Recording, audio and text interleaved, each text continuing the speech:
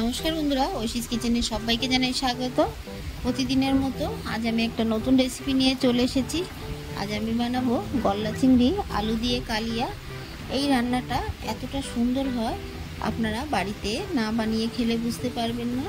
তাই আপনারা এই রেসিপিটি দেখে বাড়িতে অবশ্যই বানাবেন, আর আপনাদের কেমন লাগলো আমাকে কমেন্ট করে জানাবেন। প্রথমেই দেখুন গ্যাসে কড়া বসিয়ে দিয়ে সরষের তেল গরম করে আমি আলু দিয়েছিলাম। আলুর মধ্যে আমি লবণ হলুদ দিয়ে ভেজে নিচ্ছি।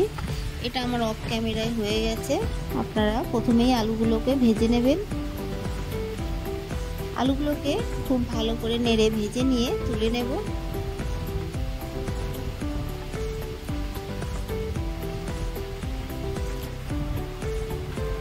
এই তেলের মধ্যে আমি দিয়ে দেব গলদা চিংড়ি। আমি গলদা চিংড়ি দিয়ে করছি, আপনারা যে কোনো চিংড়ি মাছ দিয়ে একইভাবে রান্নাটা করবেন, সেটাও ভালো লাগবে খেতে।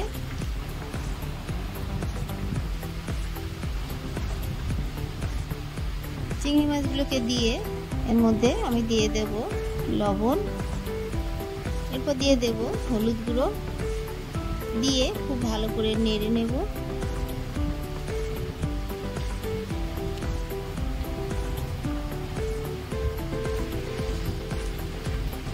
বেশ কিছুক্ষণ নেড়ে আমি মাছগুলোকে ভেজে নেব।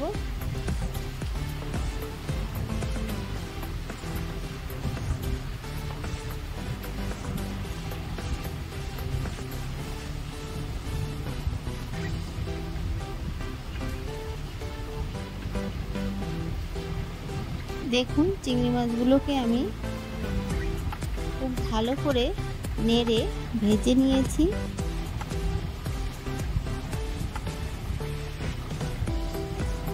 এই মাছগুলোকে তুলে নেব।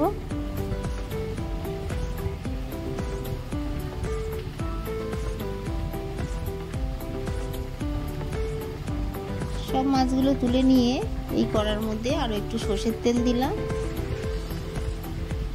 দিয়ে দিলাম হাফ টিস্পুন গোটা জিরে।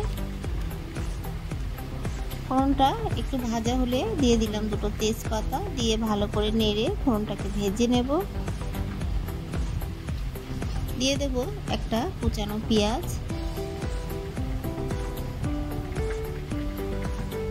পেঁয়াজটাকে দিয়ে খুব ভালো করে নেড়ে পেঁয়াজটাকে কিছুটা ভেজে নেব, তবে খুব বেশি কড়া করে ভাজবো না। পেঁয়াজের গায়ে একটু কালার এসে গেলেই আমি তখন এই সময়ে এর মধ্যে দিয়ে দেব কুচানো টমেটো।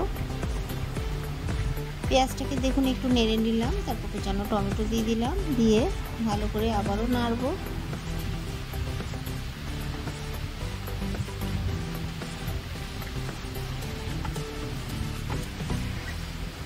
পেঁয়াজ টমেটোটা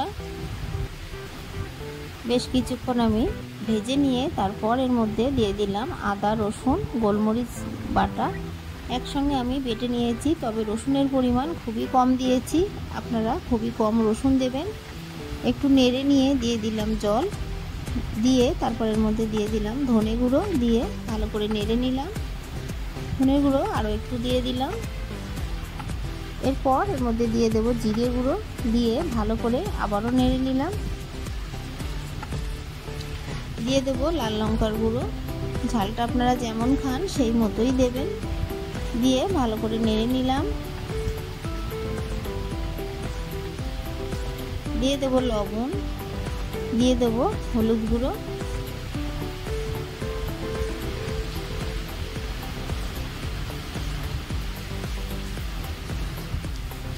সব মশলা আমি দিয়ে দিলাম। দিয়ে ভালো করে মিডিয়াম ফ্লেমে আমি মশলাটাকে কষিয়ে নেব। হাই ফ্লেমে কষাবো না, তাহলে মশলাটা পুড়ে যাবে।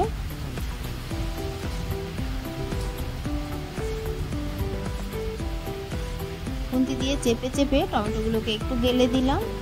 তারপর ভেজে রাখা চিংড়ি মাছ আর আলু দিয়ে দিলাম, দিয়ে এই মশলার সঙ্গে খুব ভালো করে নেড়ে কষিয়ে নেব।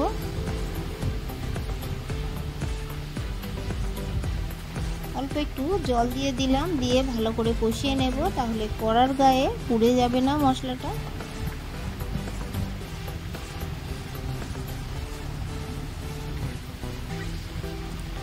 আমার এই রেসিপিটি আপনাদের ভালো লাগলে প্লিজ আমার চ্যানেলটিকে সাবস্ক্রাইব করে আমার পাশে থাকবেন। আমার এই রান্না যারা আজ প্রথম দেখছেন তারা অবশ্যই আমার চ্যানেলটিকে সাবস্ক্রাইব করে দেবেন।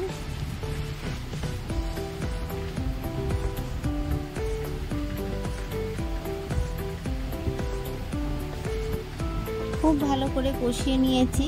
তারপর এর মধ্যে দিয়ে দেবো পরিমাণ মতো জল। আরও একটু জল আমি দিয়ে দেব, দিয়ে ঢাকা চাপা দিয়ে ফুটিয়ে নেব। ফুটে উঠেছে, দেখুন ঢাকাটা আমি তুলে নিলাম। আমি কিন্তু এর মধ্যে আরও একটু জল দিয়েছিলাম। একটু নেড়ে আবারও ঢাকা চাপা দিয়ে আরও বেশ কিছুক্ষণ ফুটিয়ে নেব। একটু চেখে দেখে নিলাম লবণ একটু কম আছে, তাই আরও একটু লবণ দিলাম। দিয়ে ভালো করে আমি আরও একটু আলুগুলোকে সিদ্ধ করে নেব। হাতা দিয়ে কয়েকটা আলু আমি গেলে দেব, তাহলে গ্রেভিটা ঘন হবে। দেখুন হাতা দিয়ে দিয়ে কয়েকটা আলু আমি গেলে দিচ্ছি। এর মধ্যে আমি কাঁচা লঙ্কা দিয়েছি, চেরা কাঁচা লঙ্কা দিয়েছি।